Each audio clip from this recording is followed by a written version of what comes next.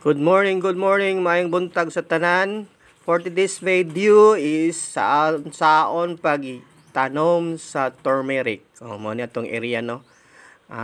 Tamnan sa turmeric atong gikalutan o diha nga area medyo shady na apoy area nga mainitan siya. Ang nakatsada ni siya mustubo ni siya bisag dili kay mahigo sa init. Mao ni ang atong similya nga turmeric. Di ni siya basta-basta nga turmeric lang.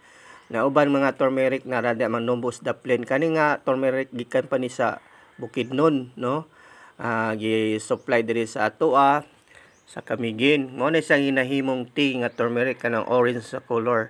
So dako kay siya benepisyo kung mag-harvest mo ani, naamo ani, hinyoon ni mo ning tea para ni sa mga arthritis, kanang sa mga kidney, then katubit ang mag-cramp, imong muscle, then cholesterol sa blood, delikado kay ni kung inana dili ta kabalo unsaon ng mga sakit na. So pwede din ni sa ma-prevent nato sa atong turmeric, no.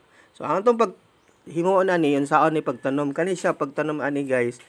Dili nimo siya ibutang nimo lang siya diretso, ibutangan na nimo og kanang yuta, pero among ibutang na nga yuta ana is nanay kukupit,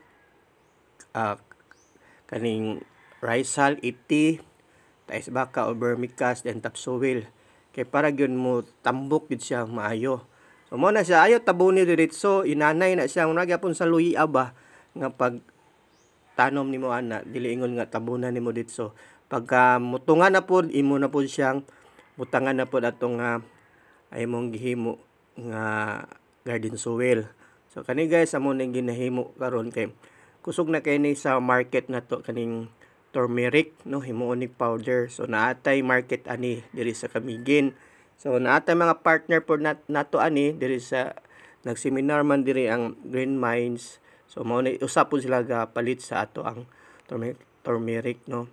So kana nga video guys in down na out nang hatag kani og dugang kaalam sa to ang pagpananom sa turmeric.